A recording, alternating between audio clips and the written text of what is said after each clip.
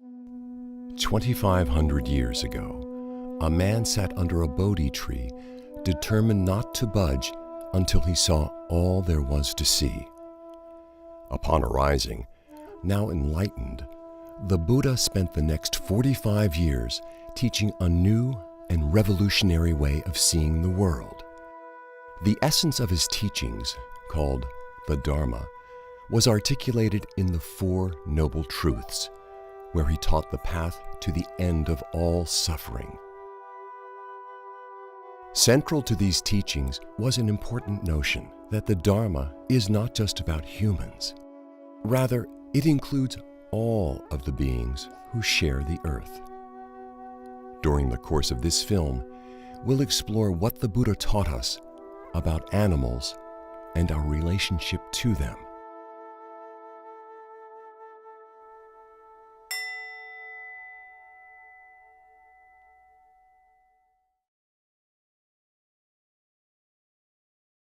Most people raised in the West were taught that animals are very different from people. The food culture centers around eating animals. It's everywhere, in advertising, in restaurants, in the supermarket, and few people think twice before eating a hamburger, or steak, or a piece of chicken. The entertainment industry showcases them in circuses, and zoos, and aquariums. And the medical and cosmetics industries experiment on them. Most of us care very deeply about our companion animals, such as dogs and cats, but we often fail to extend this same compassion to other animals. Imagine instead a culture where animals are not harmed. When people are introduced to the Dharma, one of the first things they're taught is the first precept, cause no harm. And they're taught that this principle of non-harm extends not just to humans, but to all beings. Unlike in Western culture, where animals are kind of considered a separate, almost a separate form of life, and humans are considered very, very different, in Buddhism, we're all considered to be just a part of nature. And that we all have the same, we could say 5 aggregates. We're all made up of the same kinds of stuff. So there's not a hard and fast dividing line between humans on the one hand and the creatures on the other. That's why the first ethical precept in the Buddha's teachings is not to take the life of any living being. So I think that's the fundamental stance from the point of view of the Dharma. As a Buddhist, when you take refuge in Buddha, Dhamma, and Sangha, one of the principles that by taking refuge in Dhamma and Buddha is that not harming other beings, not causing harm to other beings. That is the number one key principles that you take by taking refuge in Buddha, Dhamma, and Sangha. When I'm asked what's the major factor of Buddhism, I will say ahimsa. And ahimsa means non-harming. And in what I've learned of Buddhism, the non-harming is of ourselves, of others, including animals, and of the environment. Those 3 things are the 3 things that I see, at least our tradition, try to deal with all the time. To live lightly on the land. And that would certainly include not taking the life of another, not stealing their life, and also what their bodies were made of. So the teaching is really, not to do any harm. That's the first precept, not to kill, or sometimes it's translated as harm living beings. And it's partly to do with a sense of compassion for the animal, a sense of recognizing that animals suffer. There's also, you might say, a more transcendent view of it, that, according to the Dharma, we take rebirth. And it might be that some of the animals that we are killing were once human beings, or hopefully we're moving up the strata. So I think it's basically seeing his teaching as a whole and putting all animals within that process of liberation. I'm lucky in a sense I've taken the precepts in all three traditions. I'm a joint monk now in the Tibetan tradition and the Soto Zen tradition. But in my early days I trained in a Theravada tradition and spent a short time as a Theravada monk. So I've taken the precepts in all three traditions. In the early tradition of Theravada, the first precept was translated to me as Panatipada Varamani Sikapadang Samadhyami. I undertake the rule of training to refrain from causing injury to living things. That's all living things. That's how it was taught to me. And that's how I teach people. All living things. So we refrain from harming them.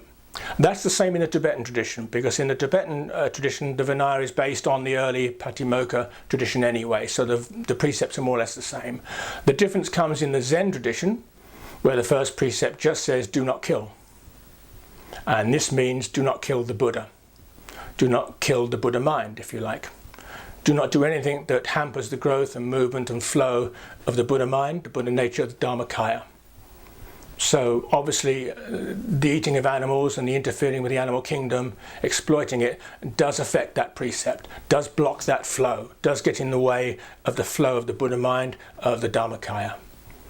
So the first precept, not to cause any injury to any living thing, means any living thing. You know, it's interesting to me because the suttas on one hand are very clear about non-harming. And when they talk about beings, it's all beings, it's sentient beings. Included in the first precept of non-harming is to not take life. So that seems fairly clear to me that the Buddha was intending us to include in our field of metta or loving kindness all kinds of beings, from the smallest to the largest, the two-legged, the four-legged, the many-legged.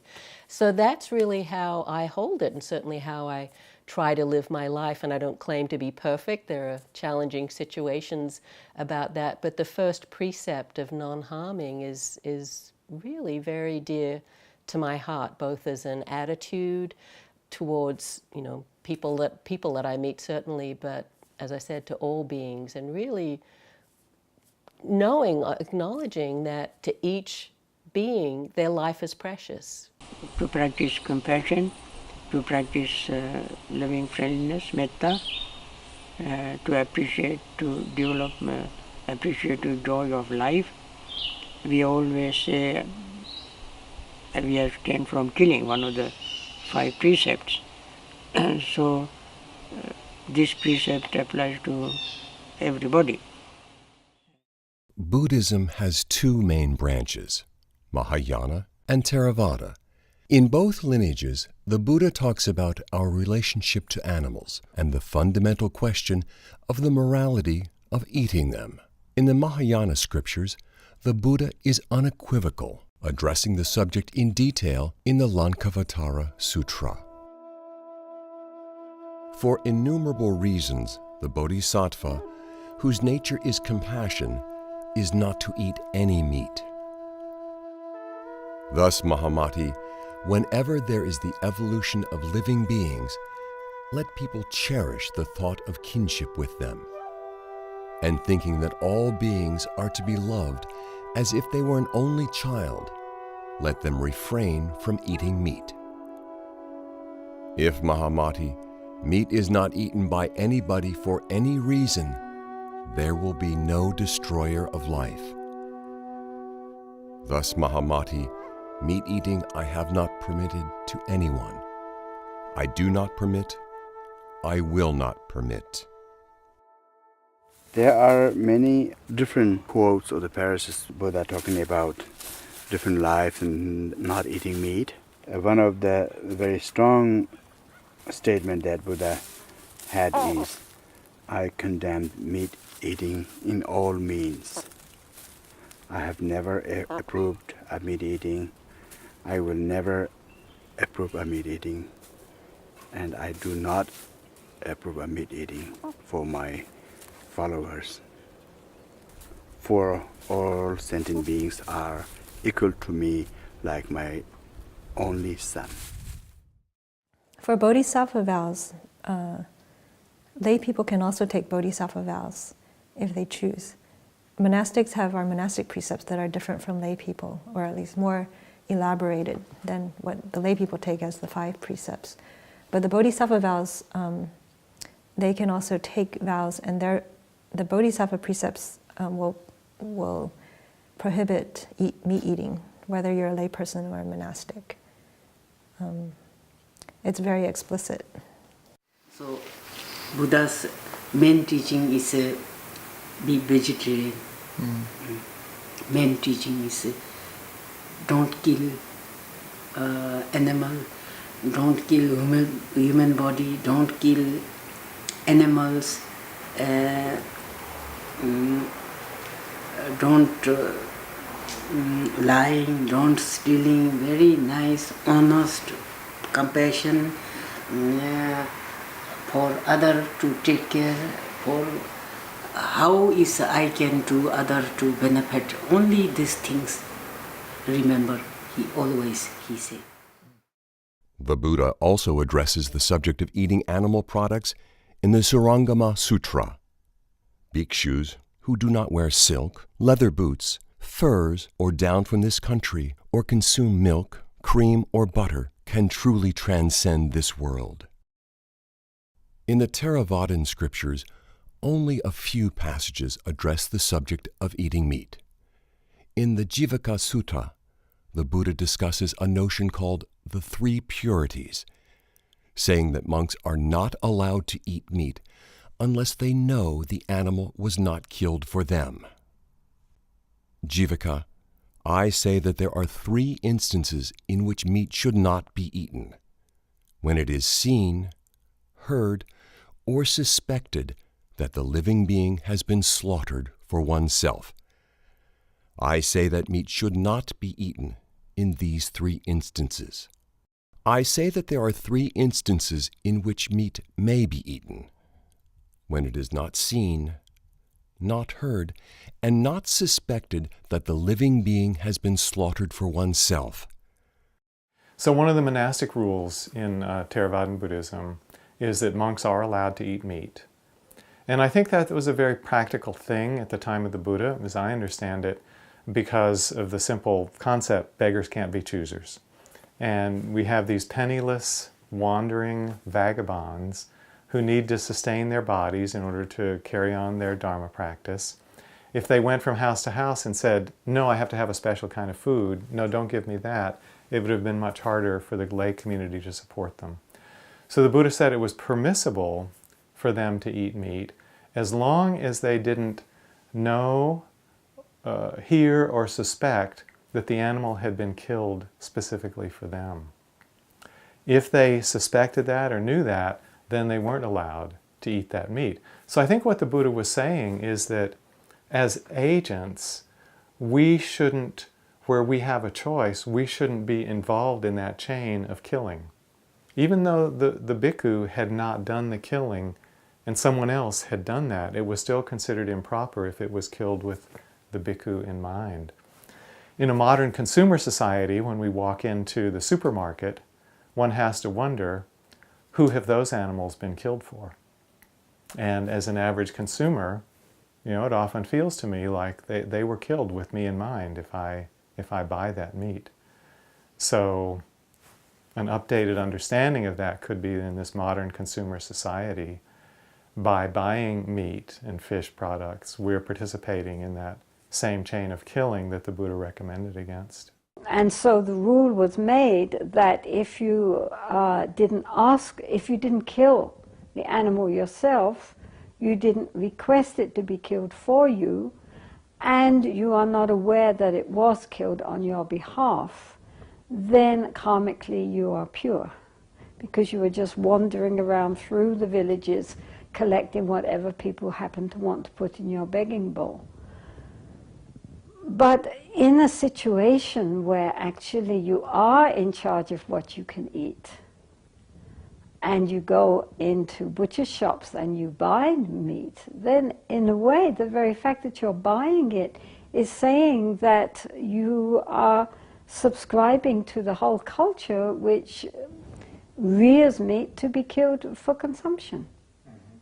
I mean, they only raise and kill these animals because people buy the meat. If we didn't buy it, that particular industry would die out. That if somebody goes into a market, say on a Tuesday, and orders a piece of chicken, at the sales counter somebody will click some kind of calculator which will determine on Tuesday a piece of chicken was sold, which will send out a message for next Tuesday that we have to meet the same quantity of chickens to satisfy our customer base.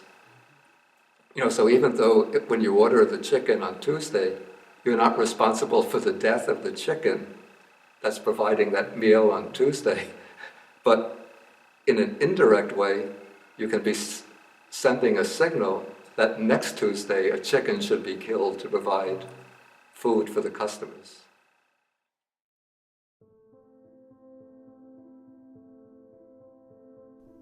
Many people who have not spent time with animals don't realize just how much like us they are.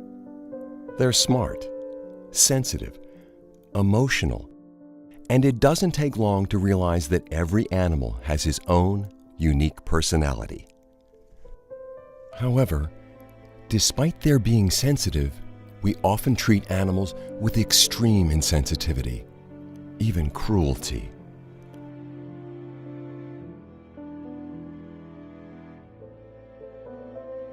Buddhists realize that all lives are equal in terms of wanting peace and happiness, not wanting pain and suffering. We are all same sentient being. Just we have a different form of life, but in terms of living the life is same, human or the animal, and same desire, same right to live in peace and happiness. The Dharma relationship to animals, first and foremost, is the recognition that animals have consciousness, which means that they feel.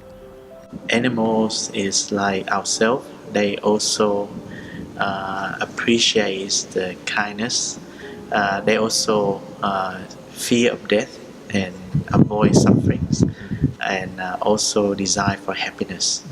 I think we are human beings. We understand what is suffering and what is happiness, and also we are advanced enough to understand that the other animals also have that feeling as well. You only have to live in a place like this where we see deer out the window and the mother deer with her little babies in the spring, and how tenderly she takes care of them and how much they look to their mother for safety and protection and follow her and feel safe with her, and to know that there's a bond there that's really precious for them. And in seeing that, it opens our hearts to that sense of connectedness. So I think just for people to broaden their understanding of animals and the animal experience is an important part of this consideration of choices in what we eat.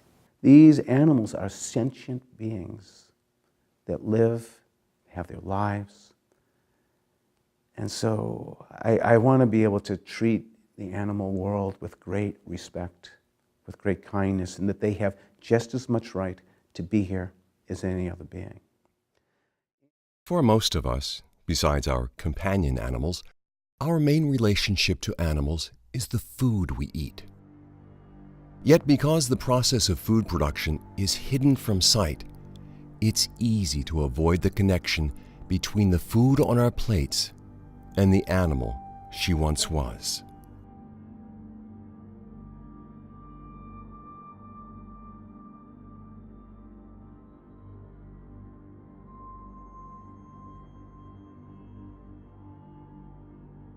Are these animals being killed for you?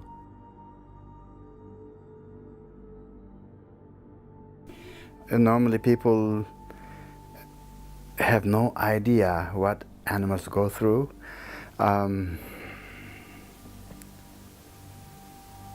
it will only be realized when you get to see what actually happens in the slaughterhouses. Until then, you wouldn't realize. And when you see that, actually, you will feel if that is really appropriate to eat them. It's really horrifying. Certain slaughterhouses have like the entire animal that they are supposed to slaughter for the day are standing in a corner out there, and then the one by another being slaughtered in front of the rest of the animal. And then you can imagine how terrifying that experience would be. Just imagine yourself being out there, and all your friends and colleagues are being slaughtered, and you are in the line, just a step away from that terrifying thing. According to most religion, talk about hell, like most horrifying suffering realm, but I can't imagine there is something more horrifying and painful, so-called hell, than those horrifying experience when you are lined up in the slaughterhouse. Just heartbreaking. So we need to actually see those things, so that how we humans are actually causing so much trouble to other fellow sentient beings.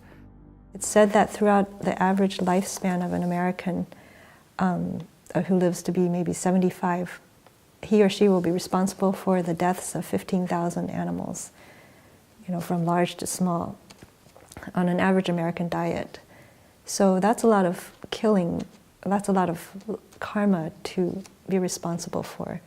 There's not so much separation. There's an apparent separation between us and other creatures, but actually when we become very sensitive, we can feel that when we see another being in suffering, that we feel the suffering too. So usually this is a very human response. You cannot bear to see an animal killed in front of you, or being, dying in front of you.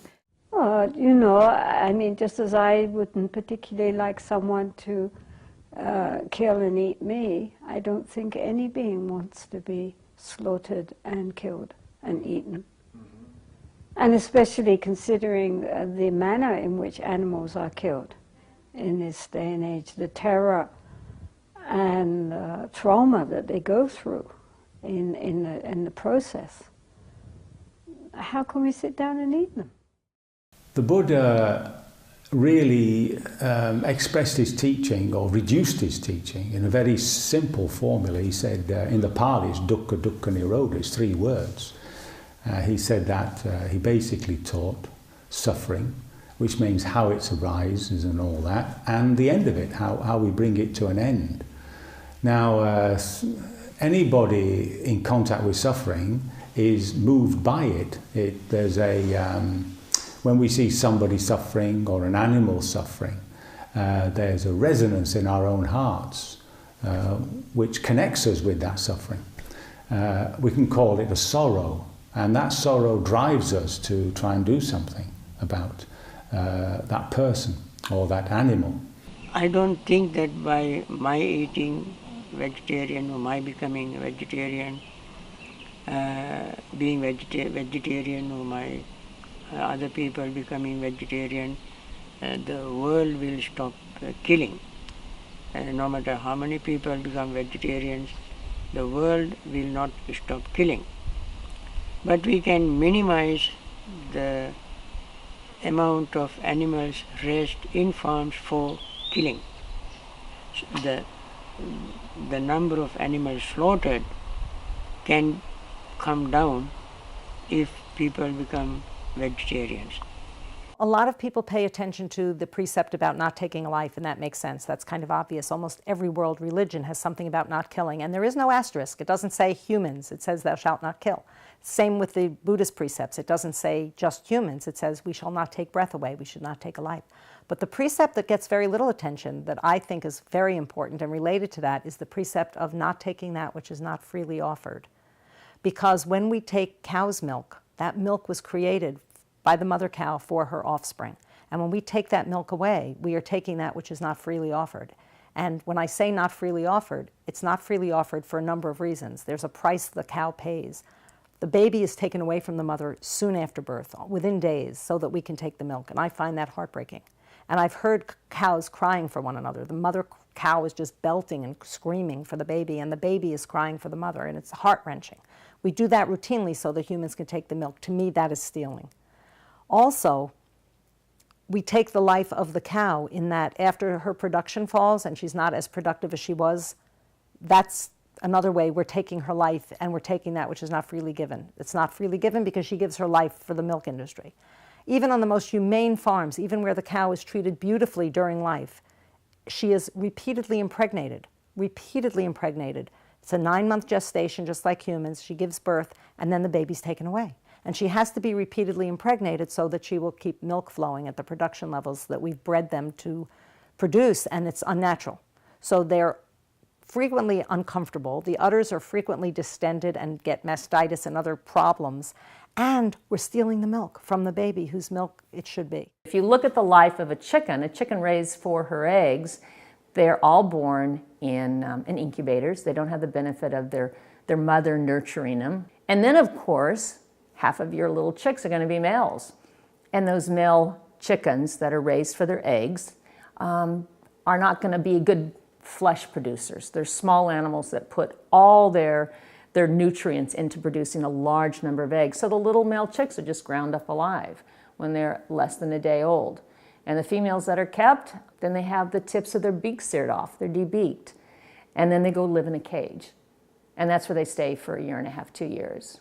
And after that, their egg production decreases, and so they're gassed or they're sent to slaughter. So whether it's a free-range farm, a cage-free farm, or a battery farm, chickens have a horrendous life. When everybody gets before King Yama after they've died and they start blaming each other. If you didn't want to eat it, I wouldn't kill it. And if you didn't kill it, I wouldn't sell it. And so we have the buyer, the seller, and the slaughterer all putting the blame on somebody else, when in fact, truly, it is interconnected. If you didn't have one, you wouldn't need the other.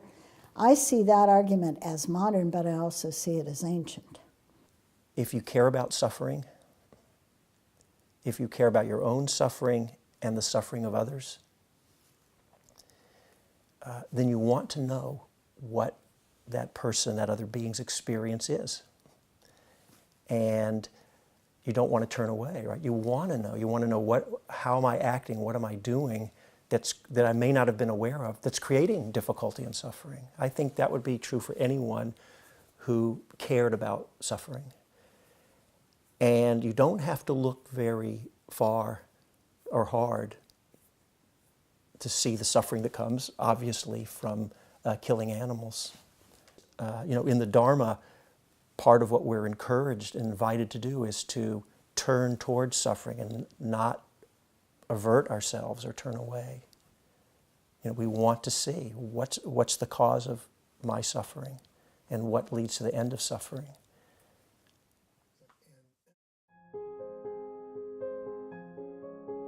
Of all the things we can do to help alleviate the suffering of animals, the most important is to stop eating them. You might also consider no longer consuming their products, such as milk and eggs. When you do, you may be surprised at just how good vegan food tastes. For those who find it difficult to stop all at once, a gradual transition may be easier. Maybe start by choosing one meal a day or one day a week to be vegetarian or vegan. Try substituting soy milk for cow's milk in your breakfast cereal. It just takes 1 second to decide stopping. Now, it doesn't make any huge chaotic change in our life. It's just we eat something else. It's so simple. can be done instantly.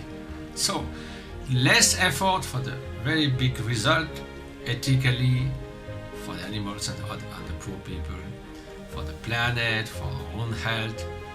It seems that a sensible mind should say this is not an extremist perspective, this is the most reasonable and compassionate point of view. It's also about the environment that we need to protect.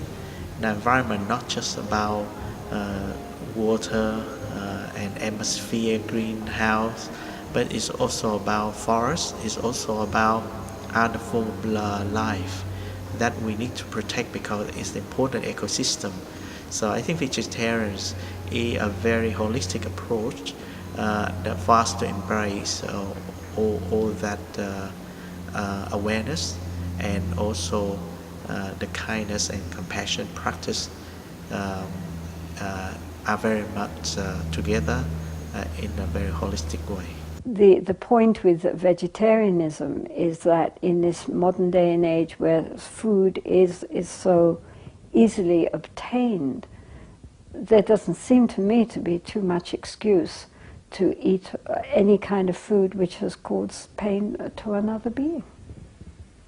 I mean, it doesn't seem to fit in with our whole idea on compassion and bodhicitta. Previous to my monastic ordination, I was married and I had a child. I was once out with my son in his stroller. A lady came by and was admiring him and went for that typical pinch the chicks little movement and said something to the effect, "You're so cute I could eat you." And at that moment, it hit me like the proverbial ton of bricks that all the animals that are ever eaten are somebody's child. And I certainly didn't want my child eaten, even figuratively. So that was my transition from being a health-conscious vegetarian to an ethical vegetarian. How can we bring this compassion to all beings? Yes, we may not be able to do it all the time. We may inadvertently be causing harm, but how, again, as I came back earlier, to cause the least harm possible and to become educated, to become aware of what actually is here. In early days of my life, I was not a vegetarian. I ate all kind of meat. But later on, purely because of my conscience, I thought it would be much better if I become a vegetarian. I have seen animals being slaughtered. I have seen animals raised for meat in farms and so on. I have seen animals suffering. And therefore I felt a little guilty of eating meat. I have to, when people ask me to talk on Dhamma, I talk on metta, living friendliness, meditation, also I teach. And when people ask questions about meat eating meat, this appears to me not compatible. Yes, I was a monk in South Korea back in the 80s, and it was in a monastery. When I got there, I realized that they were vegan, what we would call vegan. No meat, dairy, or eggs, no wool, silk, or leather, and it really deepened my commitment to being a vegan.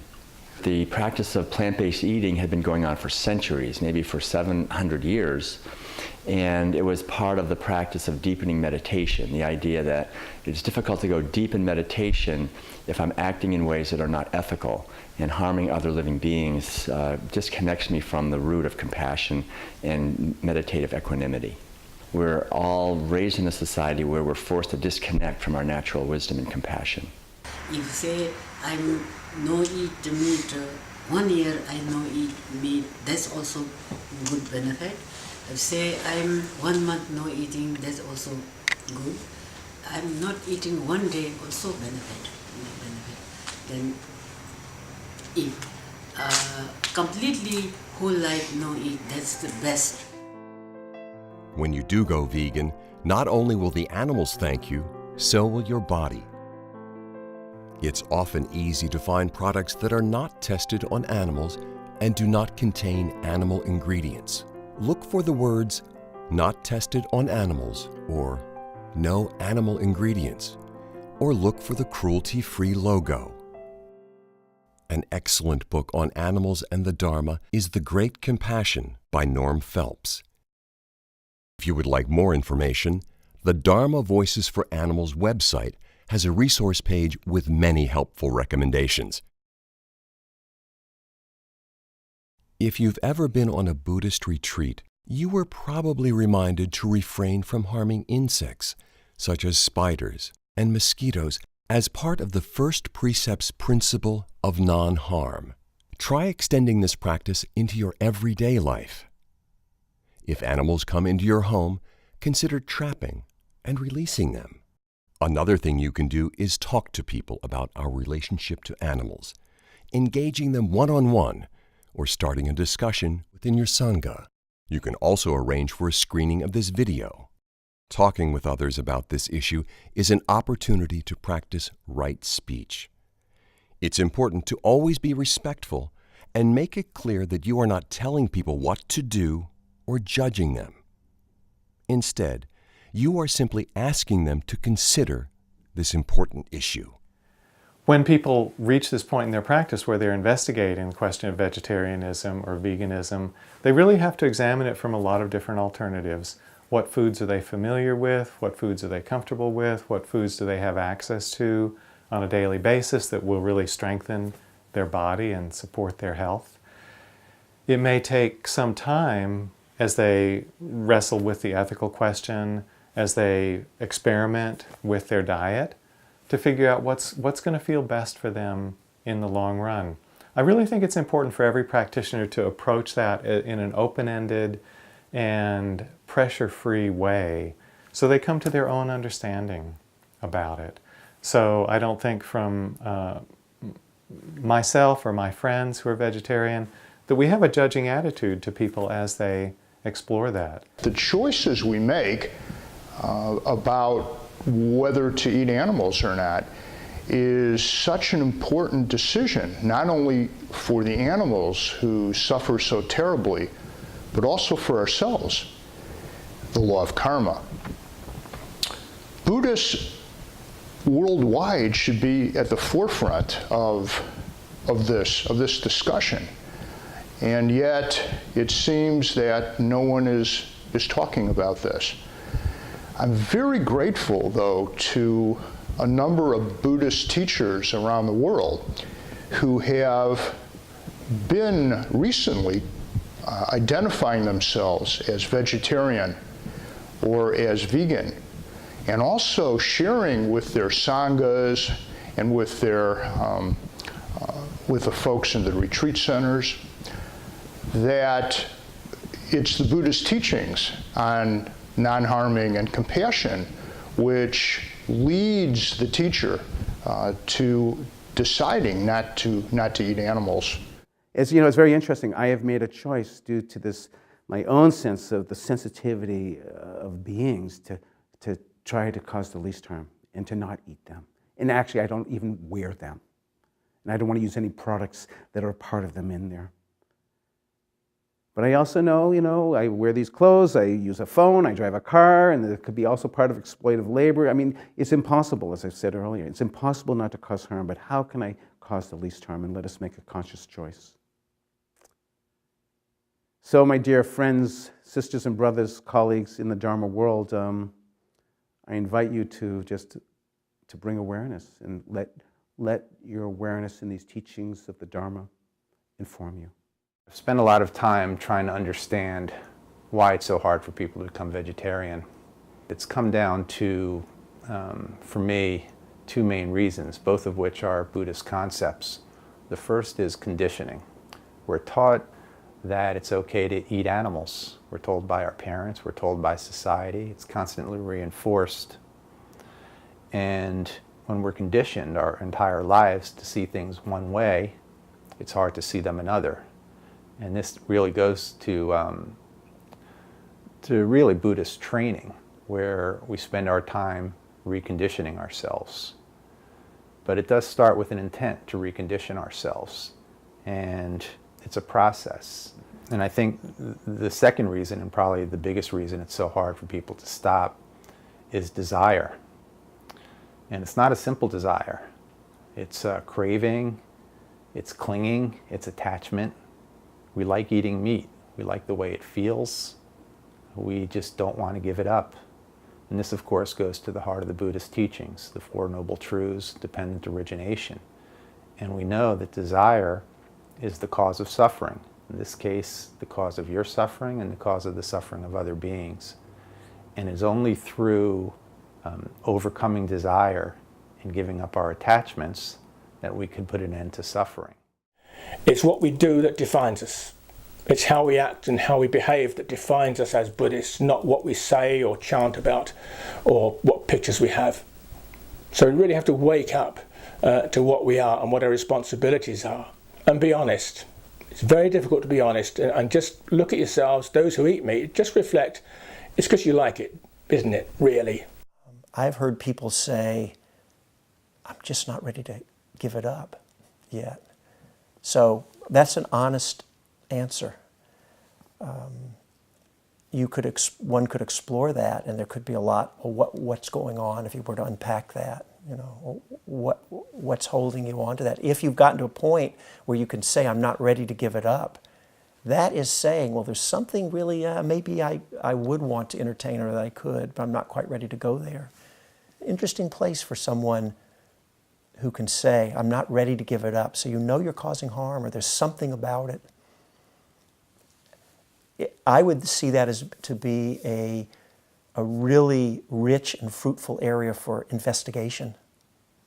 I think the only thing that I wish for within the Dharma community is not to push my ideas of veganism on you, but to investigate for yourself what is true.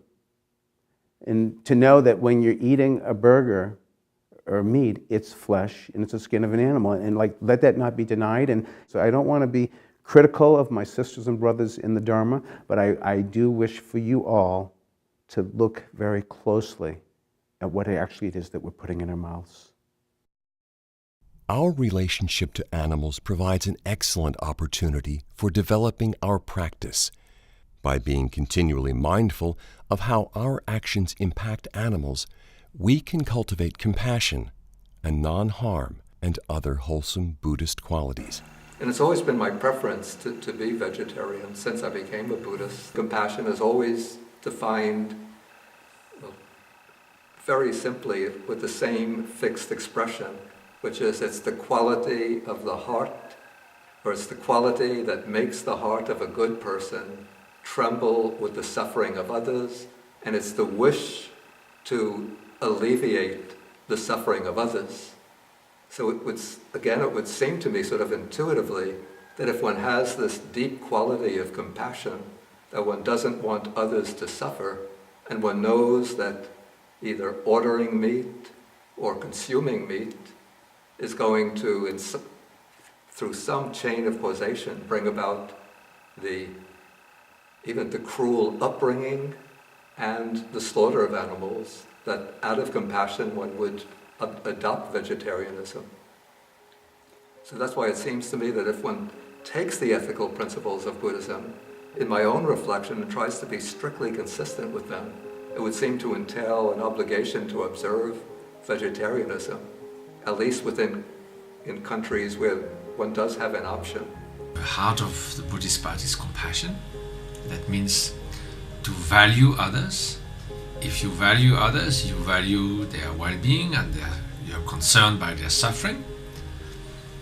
And so it seems that aberrant to survive at the cost of others' suffering. And so if we can do it, if we can survive, So of course that means the condition that in which we can find other types of means of survival. Then for me it seems to be a must in terms of Buddhist practice. We are engaged in sharing with our brothers and sisters in the Dharma this understanding that compassion is the highest form of wisdom, and that compassion for all is what we are called upon to have and feel and develop. Compassion again is just that movement away from harm to protection, to doing good. It's just a natural process that happens once you refrain from doing harm. Well, to quote George Bernard Shaw, animals are my friends and I don't eat my friends. For the Buddhist community, my brothers and sisters, my appeal for you is that since we took refuge in Buddha, Dhamma and Sangha, and we took the basic principles from among them, number one is not killing. In terms of not killing, it's not necessarily mean that you go kill, but it's also causing the killing. So which means when you eat other animal, you are the cause of that killing. So my appeal to you is that try to learn about a vegetarian lifestyle, try to learn about a vegan lifestyle, which is way healthier, more compassionate lifestyle. So please try that, because we have taken certain principle before the Buddha, Dhamma and Sangha, and if we don't follow our principles, then we are just named Buddhist. So try to live your belief, live your faith, and try to put Dhamma into your practice. For all of us, none of us are going to be perfect.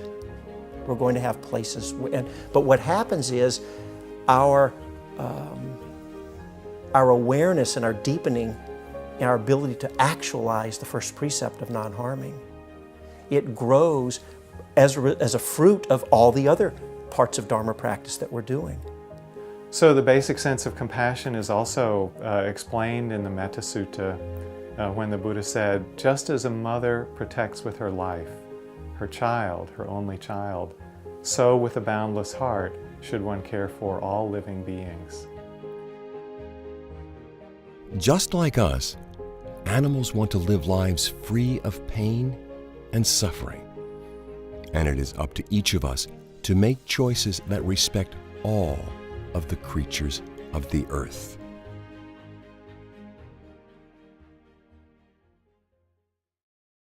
May all beings be happy. May all beings be safe. May all beings be free from suffering.